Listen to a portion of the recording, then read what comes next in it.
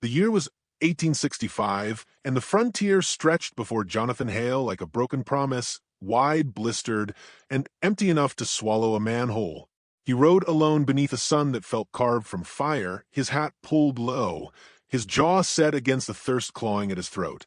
Every hoofbeat drummed the same question into the dust behind him. What happened to Eli? The letter he carried, worn soft for months in his pocket, told him nothing certain.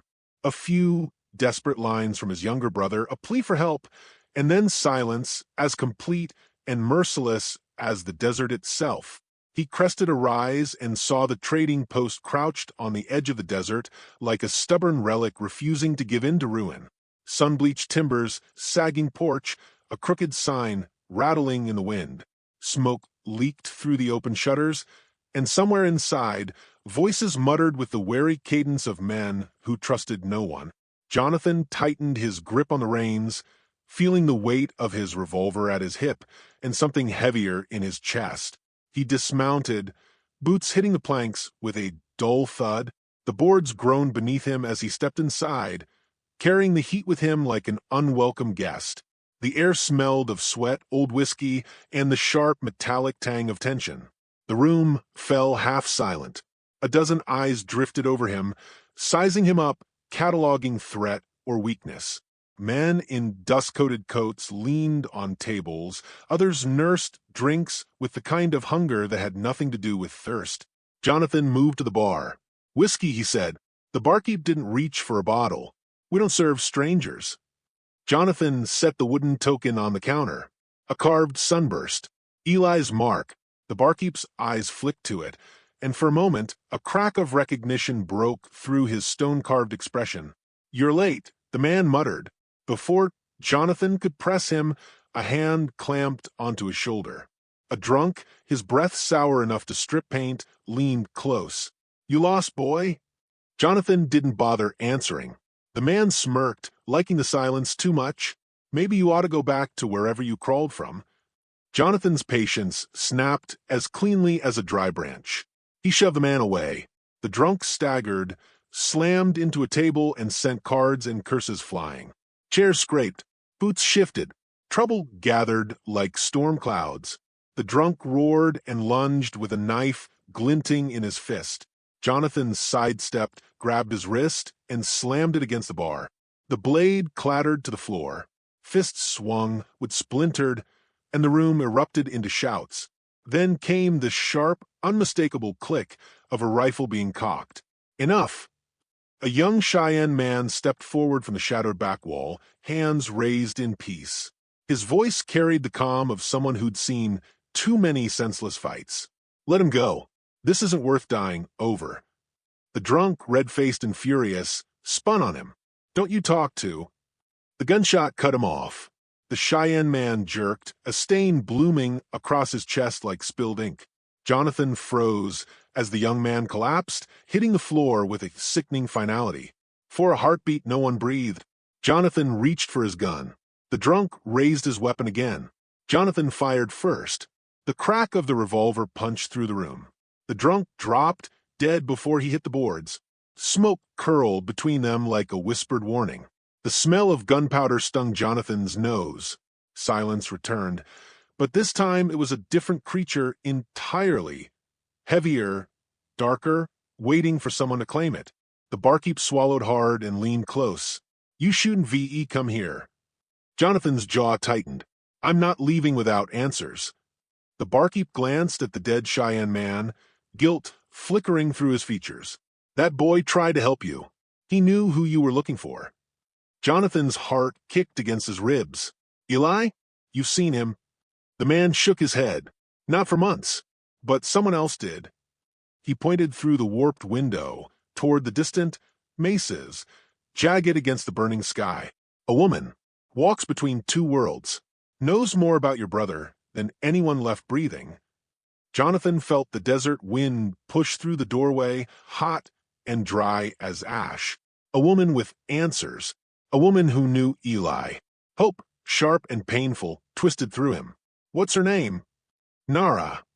Jonathan pocketed the token, stepped back onto the porch, and squinted toward the horizon. The sun was sinking, turning the desert gold and blood-red. As if warning him of the path ahead, he mounted his horse, muscles aching but resolve hardening with each breath. He rode toward the mesas, following a trail only half seen and half trusted, the kind that punished hesitation and rewarded courage.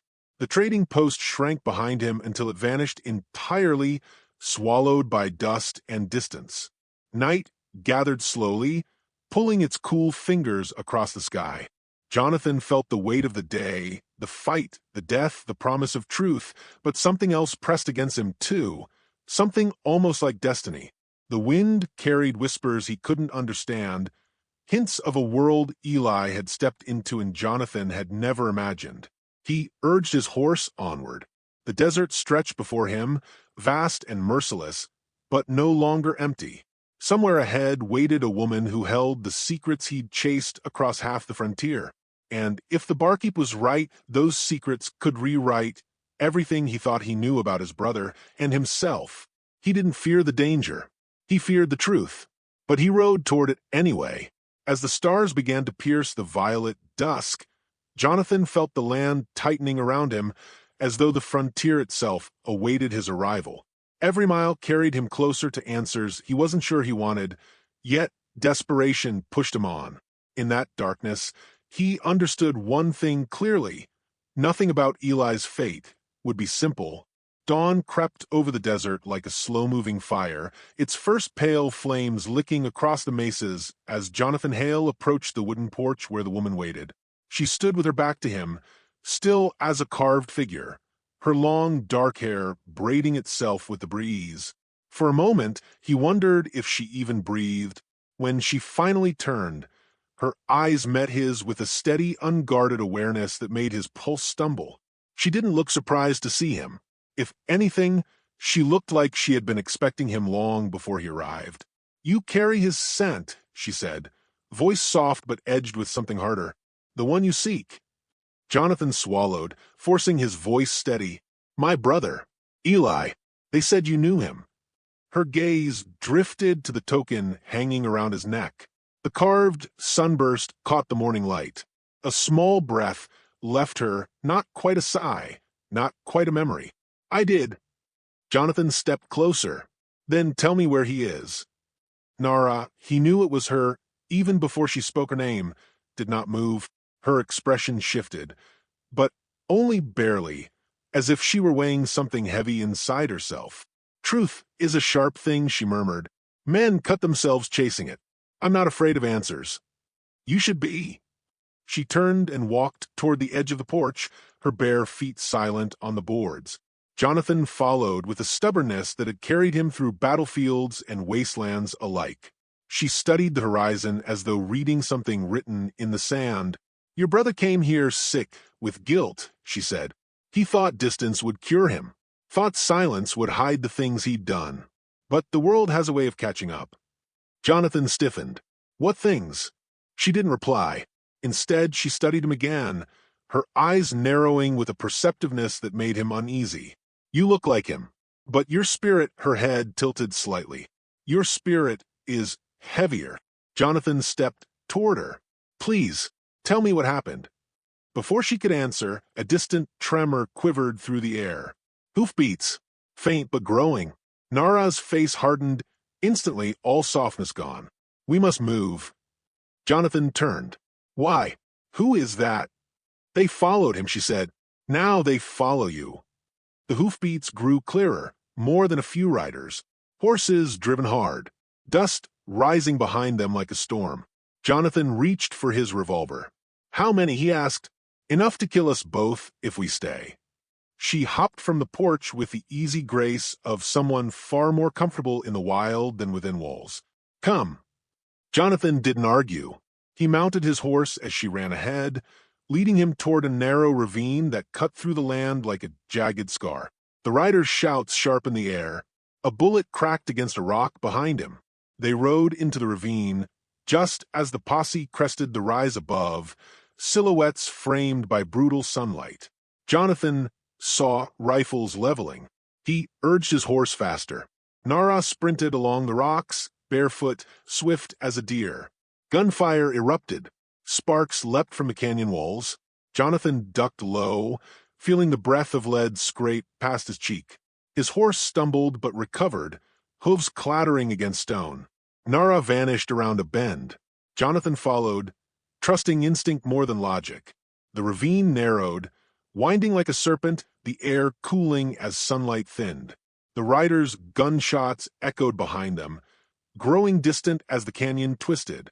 Finally, the world opened into a small hollow where a single cottonwood clung to a trickle of water. Jonathan dismounted, chest heaving. Nara stood waiting, her breathing barely disturbed. "They will not follow here," she said. "They fear places they do not understand." She touched the canyon wall lightly. "This land hides what wishes to stay hidden." Jonathan steadied himself. "Who are they?" "Killers," she said simply. "Men who hunt for coin, not justice." Her eyes sharpened. "They came seeking your brother months ago. He escaped them once." Her pause was measured. He would not escape again. Jonathan felt the words hit him like the butt of a rifle. "Then he's alive?" Nara didn't answer. Instead, she crouched beside the small stream, letting the water pass through her fingers. "He carried the same storms inside him that you do," she said. "But his storms broke him. You," her eyes lifted to his, searching, "yours drive you." Jonathan's voice roughened. "He's my blood. I have to find him. And if he does not wish to be found, that's not possible. Eli would never." "Run," she interrupted. "Leave without a word?" The faintest flicker of emotion crossed her face. He did both. Jonathan's breath snagged. He tried to piece together the concept of Eli, gentle, hopeful Eli, turning away from him, from everything they'd ever built together. The idea felt wrong. But the way Nara spoke, she spoke as though she had known Eli better in months than Jonathan had in years. He approached her slowly. "Tell me what you're not saying." She stood, every line of her posture defensive, as if bracing for the burden of her own truth. "Your brother found peace here for a time, among my people. But men like those riders have long memories and longer debts. They came hunting him. He fled into the open desert. It was I who found him." Jonathan blinked. "Found him alive?" "Yes," she said. "Alive, but wounded. He carried scars he did not speak of, and the weight of things he had done, things that haunted him."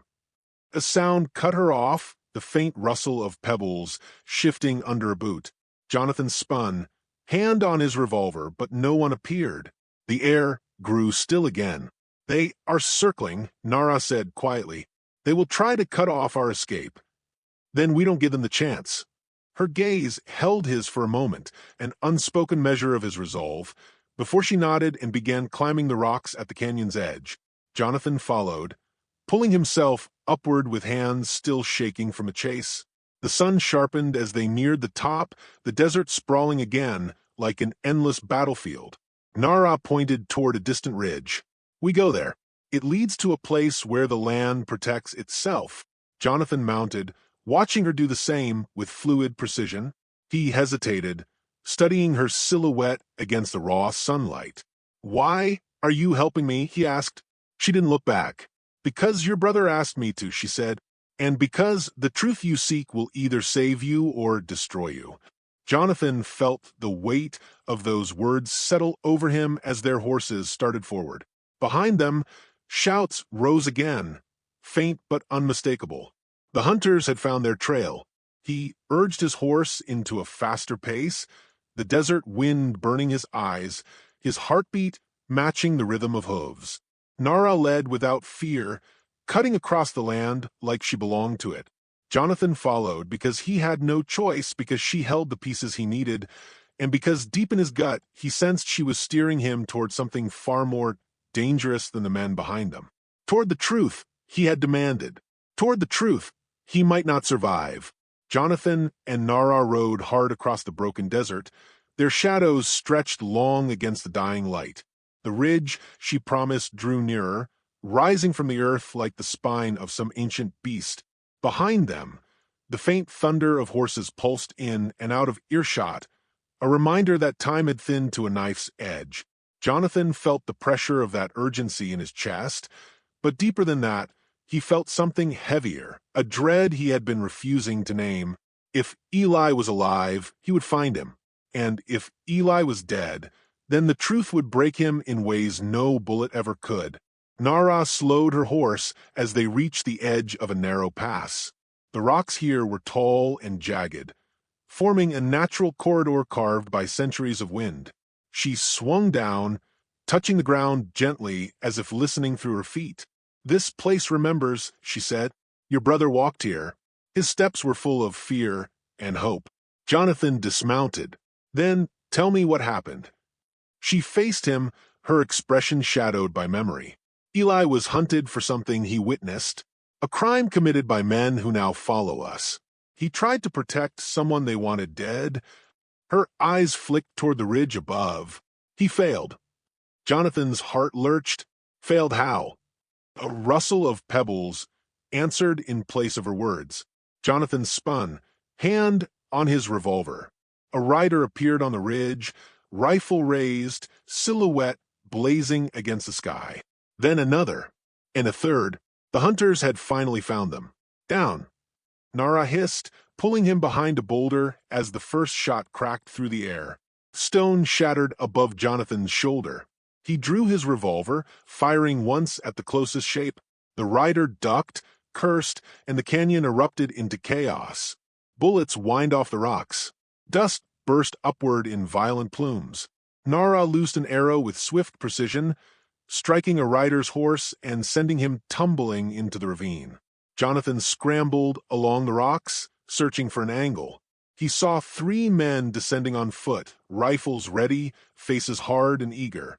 These were men who lived for the hunt. He crouched low, heart hammering. "How many?" "Enough," she said, already drawing another arrow. "They want you alive. They want me dead." Jonathan swallowed the rising fear.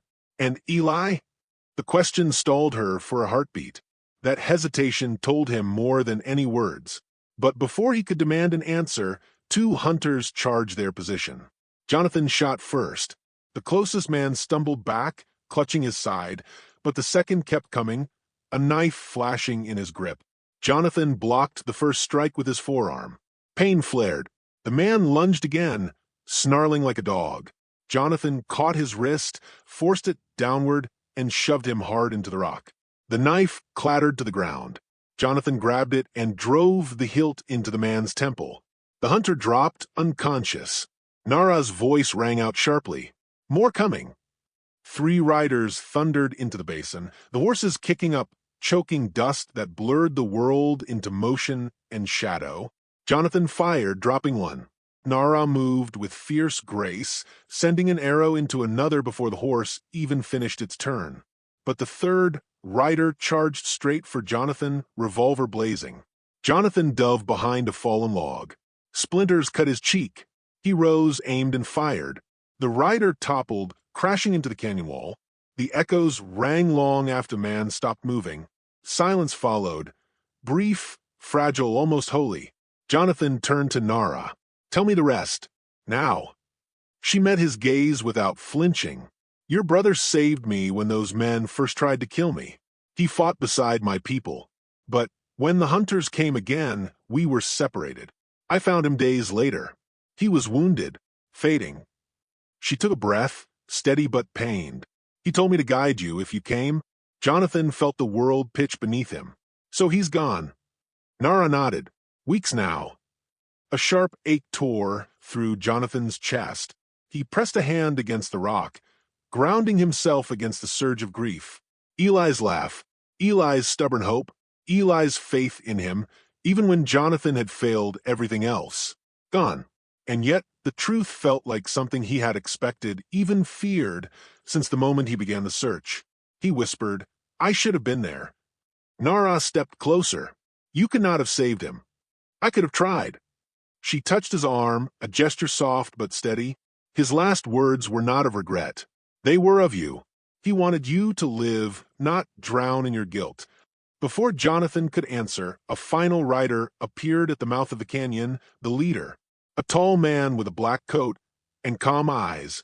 His rifle rested across his saddle with practiced ease. "Step away from her," the man called, his voice carrying like a sermon. "Hale, the bounty on that woman is worth more than gold.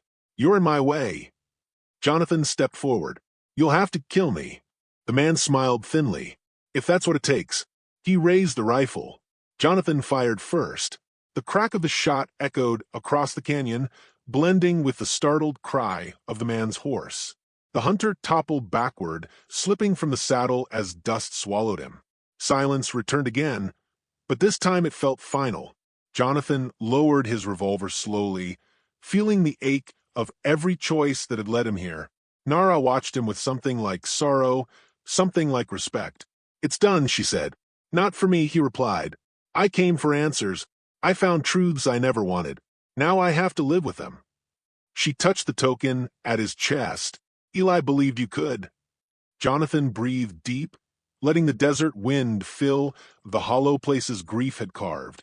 He looked to the horizon, wide, merciless, and full of paths he had never taken. "What now?" Nara asked. He mounted his horse, settling into the saddle with new weight and new purpose. "Now," he said, "I decide who I'm going to be." Nara studied him for a long moment, then mounted her own horse. "Then I will ride with you." "For a while." Jonathan nodded, grateful in ways he could not yet name. Together, they turned toward the open frontier, the wind rising behind them like an unseen guide. The world ahead was uncertain, dangerous, and wide enough to lose a man twice over. But Jonathan no longer rode for answers. He rode for something far harder to reclaim. He rode for himself.